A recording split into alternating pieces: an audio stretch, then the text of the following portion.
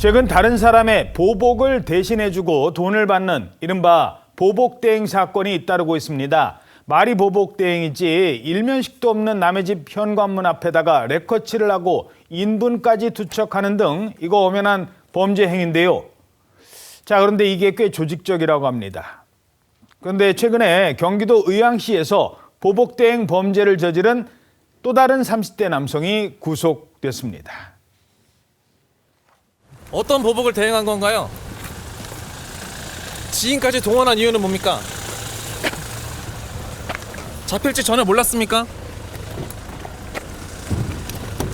어떤 급전이 필요했습니까? 급전이 필요했다. 급전 준다는 말에 혹해서 범행을 저지른 거라고요? 네, 그렇습니다. 이 30대 남성은요, 공범 2명과 함께 지난 25일 새벽 1시 반쯤에 경기도 의왕시의 한 아파트 4층 가정집의 현관문에 인분을 뿌리고 빨간색 레커치를 했습니다. 그리고 정체를 알 수 없는 하얀 가루도 뿌렸는데요. 또 피해자의 명예를 훼손하는 유인물 수십 장도 곳곳에 뿌린 것으로 드러났습니다. 경찰은 사건 발생 사흘 만인 지난 28일에 인천 송도 등지에서 이들을 차례로 검거를 했는데 이 남성은 SNS를 통해서 급전 필요하신 분이라는 구인 광고를 접한 뒤에요. 텔레그램을 통해서 윗선과 연락해서 범행을 계획을 했다고 합니다. 건당 80만 원에서 100만 원을 준다는 제안에 친구와 지인까지 끌어들여서 범행에 가담을 한 건데 범행을 주도한 이 30대 남성은요. 재물 손괴와 주거 침입 혐의 등으로 구속이 됐고 나머지 2명은 불구속 입건이 된 상황입니다.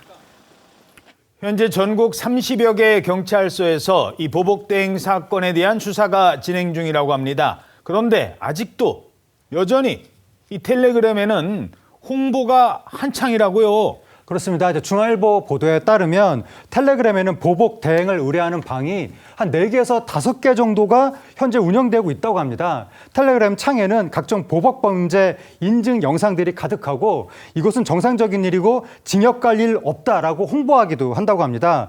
의뢰 비용이 한 70만 원에서 100만 원 정도 된다고 하는데 이들은 통장 협박, 불륜, 학교폭력 가해자, 스캠 피해 등 말 못할 고민을 시원하게 해결해드린다라는 식으로 지금 홍보글을 올리고 있고 의뢰자들을 그렇게 이제 모집하고 있는데 운영책한테 메시지를 보내면 우리 사무소는 의뢰인의 원한을 철저하게 해결해준다.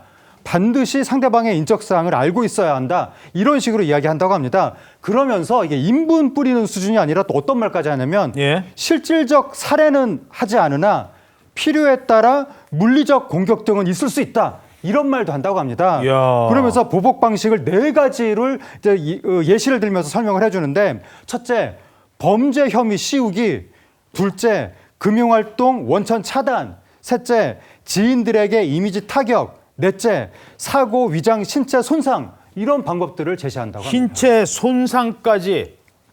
자, 이들은 피해자의 거주지를 알아내기 위해서 음식 배달 플랫폼에 위장 취업까지 했다는 것 전해드렸는데요. 지금은 그 방법은 막혔습니다. 그러자 아니 이런 범행을 계속하기 위해서 뭐까지 동원된다고요? 계속해서 불법적인 방법을 동원할 것이라고 홍보를 하고 있는 실정입니다. 앞서 구속된 일당이 한 조직원을 대형 음식 배달 플랫폼 외주 협력사의 상담사로 위장 취업을 시켜서 주소와 같은 개인정보를 무단으로 꺼냈는데 이제는 해당 음식 배달 플랫폼으로는 조회가 안 된다라고 하면서 새로운 방법을 설명한다고 하는데 그 방법 역시 기가 막힙니다. 전화번호 실사용자를 조회를 해서 주민등록번호를 알아내고 등본을 조회해서 주소를 알아낸다. 이런 방식을 설명을 한다고 하는데 그렇다면 지금 통신사나 통신사 협력사에 또 이렇게 위장 취업을 겠다는 건지 이 전화번호를 통해서 주민등록번호까지 조회하고 그걸 통해서 등본까지 조회를 한다는 건 법원의 명령 없이는 제3자의 정보를 이렇게 무단 열람하는 방법 모두 불법입니다.